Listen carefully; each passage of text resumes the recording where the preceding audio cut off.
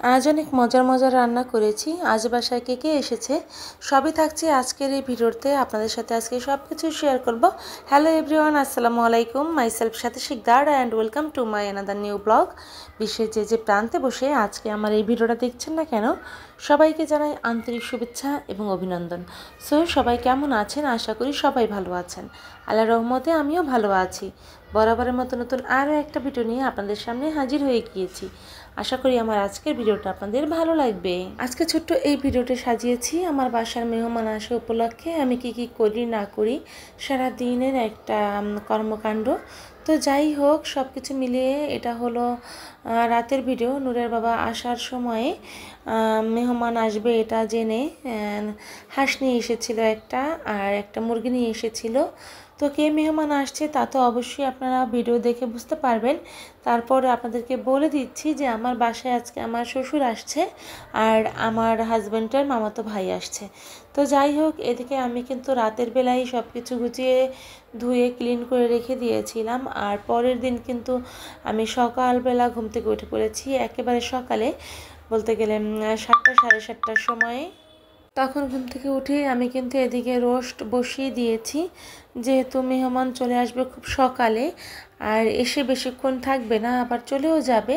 তো যার কারণে মেহমান আসার আগেই যেন আমার রান্নাবান্নাটা হয়ে যায়, যার কারণে একটু সকাল সকাল রান্নাবান্নার গোছটা করে নিয়েছি। আর আপনারা কিন্তু জানেন যে আমি খুব অসুস্থ, গত ভিডিওতে আপনাদের কাছে শেয়ার করেছিলাম।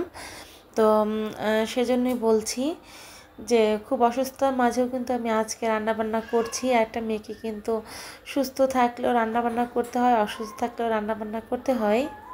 মেয়েদের কোনো শান্তি নেই আসলে, মেয়েদের জন্ম থেকেই কাজ করতে হয়। তো যাই হোক, তারপরে খুব ভালো লাগছে যে আমার বাবা মারা গিয়েছে। আমার শ্বশুর কিন্তু আমার বাবার মতোই আমাকে অনেক বেশি ভালোবাসে। তো অনেক দিন অভিমান করে কিন্তু তার সাথে আমি কথা বলিনি। তো সে এসেছে বাসায়, আমার কাছে তো খুব ভালো লেগেছে। আর তাকে কি রান্না করে খাওয়াবো, কি করব না করব সেটা ভেবেই আসলে দিনটা কেটে যাচ্ছিল। তো যাই হোক, এদিকে আমি বুটের ডাল রান্না করব গরুর মাংস দিয়ে। তো সেটা একটু প্রেশার কুকারে বসিয়ে দিয়েছি। আর অন্যদিকে কিন্তু আমার রান্নাবান্না চলছিল রোস্ট। তো রোস্টটা প্রায় একেবারে রান্নার শেষ প্রান্তে আমি একটু ঘি দিয়ে দিয়েছি। তো যাই হোক, রোস্টটা রান্না হয়ে গিয়েছে আর এখন উঠিয়ে নিব এটা। রোস্টটা কিন্তু আমি একেবারে ঘরোয়া উপকরণে ঘরোয়া মশলা দিয়ে রান্না করেছি, বাইরের কোনো কেনা মশলা কোনো কিছু এটা ব্যবহার করিনি। শুধু এক্সট্রা একটু কাঠবাদাম কাজু বাদাম পেস্ট করে দিয়েছিলাম। এছাড়া ঘরের যে মশলাগুলো আছে সেটা দিয়েই কিন্তু আমি এই রোস্টটা রান্না করেছি। আর আমার রান্না এখন একেবারেই শেষ হয়ে গিয়েছে। আর চুলাটা অফ করে আমি এখন অল্প কিছু পেঁয়াজ ব্রেস্তা উপর দিয়ে দিয়েছি।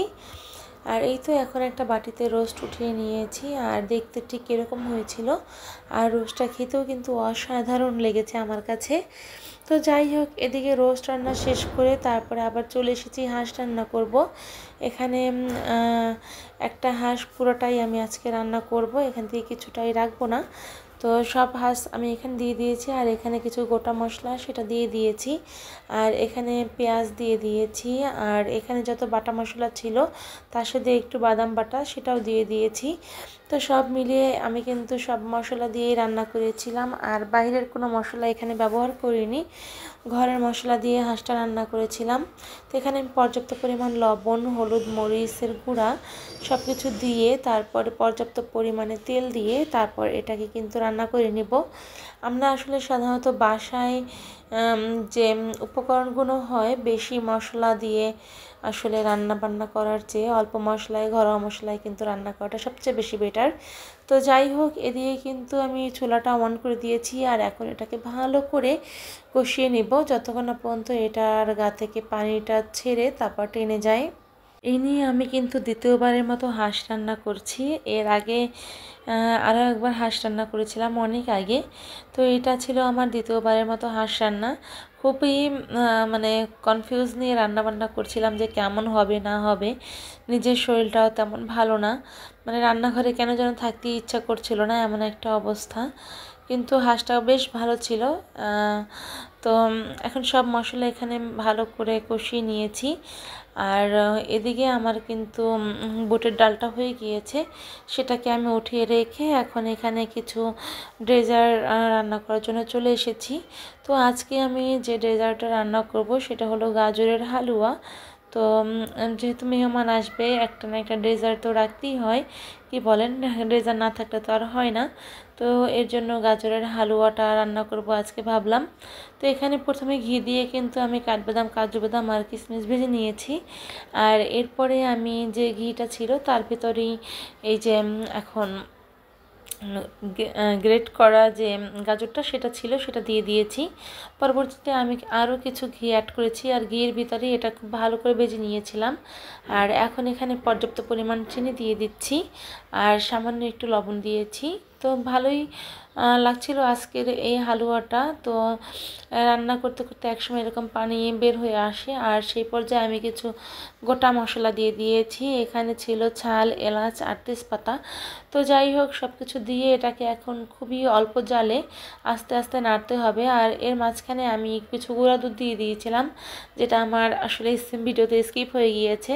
ওটা আমি চুলায় রেখে এখানে আমি আবার চলে এসেছিলাম হাঁসের মাংসটা লাড়া দিতে। আর এই যে আমার বুটের ডালটা রান্না কিন্তু কমপ্লিট হয়ে গিয়েছে। বুটের ডালটাও কিন্তু আমার আজকে অনেক বেশি মজা লেগেছিল। আর যেহেতু আমি অসুস্থ, তেমন কিছুই খাইনি, বুটের ডালটা দিয়ে আমি শুধু ভাত খেয়েছিলাম। তো যাই হোক, এদিকে কিন্তু পোলাওটাও রান্না করে নিয়েছি। এমন একটা অবস্থা হয়েছিল আজকে, ভিডিওতে একেবারে ফুল ক্যামেরাটা মানে ফুল গ্যালারি ভরা ছিল, যার কারণে আমি ভিডিও করতে পারছিলাম না। তো যাই হোক, অবশেষে সব শেষে যা যা রান্না করেছি তাই আপনাদেরকে একটু দেখিয়ে দিচ্ছি। এখানে চিংড়ি মাছ ভেজে নিয়েছিলাম। আর সবশেষে আমার হালুয়াটা দেখতে এরকম হয়েছিল। হালুয়াটা আমি একটা বাটিতে উঠিয়ে উপরে কিছু কিশমিশ, কাঠবাদাম, কাজু বাদাম এটা দিয়ে একটু ডিজাইন করে নিয়েছিলাম। তো যাই হোক, এদিকে আমার মেহমান চলে এসেছে, আর মেহমানদেরকে নাস্তা দিচ্ছিলাম। মেহমানরা কিন্তু নাস্তা তেমন কিছুই খায়নি। আমার শ্বশুর কিন্তু প্রচুর চা খেতে পছন্দ করে, এক প্রকার চাখর বললেই হয়। তো তিনি যেমন চা খেতে পছন্দ করেন, আমিও তেমনি চা খেতে পছন্দ করি। তো ভাবলাম সে যখন এগুলো খাচ্ছি না, তাকে একটু চা বানিয়ে দিই। তো তাকে একটু চা আর মুড়ি বানিয়ে দিয়েছিলাম, সে সেটাই খেয়ে নিয়েছিল। এরপরে দুপুরের দিকে কিন্তু আমাদের খাওয়ার অ্যারেঞ্জমেন্ট হচ্ছিল। এদিকে নূর মোবাইল দেখছিল, ওর কাছ থেকে মোবাইলটা এনে আমি একটু ভিডিও করছিলাম। তো এখানে পোলাও ছিল, সাদা ভাত ছিল, চিংড়ি মাছ ভাজি ছিল, গরুর মাংস দিয়ে বুটের ডাল রান্না করেছিলাম, তারপরে হাঁসের মাংস রান্না করেছিলাম, রোস্ট রান্না করেছিলাম। আর এদিকে নূর খুব কান্নাকাটি করছিল ক্যামেরাটা আর কি মোবাইলটা নেওয়ার জন্য। তো যাই হোক, এদিকে খাওয়া দাওয়া কমপ্লিট। আর এখন আমার শ্বশুর আমার শাশুড়ির সাথে কথা বলছে, আর আমাকে নিয়ে একটু ফোনটা নিয়ে সাজছিল যে তুমি কথা বলবা কি না। তো যাই হোক, এদিকে আমার শাশুড়ির সাথে কথা বলে আমার শ্বশুর এখন চলে যাবে, যেহেতু সে খুব চা লাভার লোক। তো তার জন্য আর একটু চায়ের অ্যারেঞ্জমেন্ট করেছিলাম যাবার আগে। তো সে চা খেয়ে তারপর চলে যাচ্ছিলো। যাওয়ার সময় নূর অনেক কান্নাকাটি করেছে, মানে ঘরে এসব নেয় 10-15 মিনিটের মতো কান্না করেছে। তো যাই হোক, এদিকে নূরের জন্য নূরের দাদা ভাই আসার সময় কিছু ফল নিয়ে এসেছিলো, আর সেগুলোই এখন কুচিয়ে রাখছি। নূর কিন্তু কমলা খেতে খুবই পছন্দ করে। নূরের দাদাভাই তাই আসার সময় কমলা নিয়ে এসেছিল। পরবর্তীতে সে আবার বাইরে গিয়ে পেয়ারা আর বড়ই নিয়ে এসেছে। তো যাই হোক, এদিকে সব কিছু আমি কিন্তু গুছিয়ে রাখছিলাম, আর অন্যদিকে কিন্তু এগুলো গুছিয়ে রেখে তারপরে এই ঝুড়িতে আমার ছিল না, পরবর্তীতে আমি অন্য একটা ঝুড়িতে কিন্তু এটা ট্রান্সফার করে নিয়েছিলাম, যে একটা ঝুড়ির ভিতরে সব কিছু যেহেতু খুব হচ্ছে, তো পরবর্তীতে আমি এই ঝুড়িটায় সব কিছু ট্রান্সফার করেছি। তো যাই হোক, এদিকে কিন্তু সব গুছিয়ে নিচ্ছিলাম। আর অন্যদিকে আপনাদের ভাইয়া কিন্তু আমার শ্বশুরকে আগেই দিতে চলে গিয়েছিল, আর আমি ঘরে এসে নূরকে ঘুম পাড়িয়ে দিয়ে এখন এইগুলো একটু গুছিয়ে নিচ্ছিলাম। এদিকে নূরের দাদা ভাই কিন্তু আঙুল ফলও নিয়ে এসেছিলো, আর নূরের বাবাও কিন্তু বাজার থেকে আঙুল ফল নিয়ে এসেছিলো। অনেক আঙুল ফল বাসায় হয়ে গিয়েছিলো, মানে ফল বাসায় একেবারে পুরোটাই ভরা ছিল। তো যাই হোক, এদিকে আমি ওভেনের উপরে এই যে ফলের ঝুড়িটা এটা রেখে দিয়েছি। আর এদিক থেকে দেখেন বাসায়ও কিন্তু নূরের বাবা কিন্তু বাজার থেকে ফল নিয়ে এসেছিলো, সেই ফলগুলো এখন এখানে রাখা আছে। তো যাই হোক, আমার ভিডিওটা জানি না আপনাদের কাছে কেমন লেগেছে, যদি ভালো লেগে যায় অবশ্যই লাইক, কমেন্ট, শেয়ারটা শেয়ার করে যাবেন। আর আজকের মতো ভিডিওটা এখানেই শেষ করব। তার আগে বলে নিচ্ছি, এই যে চকলেটগুলো আমার দেবর নিয়ে এসেছিলো। তো আজকের মতো এখানেই আপনাদের কাছ থেকে বিদায় নিয়ে নিচ্ছি। সবাই সুস্থ থাকবেন, ভালো থাকবেন আর নিজেকে নিরাপদে রাখবেন। আপনি ভালো থাকলে আপনার পরিবার ভালো থাকবে। আল্লাহ হাফিজ। আসসালামু আলাইকুম।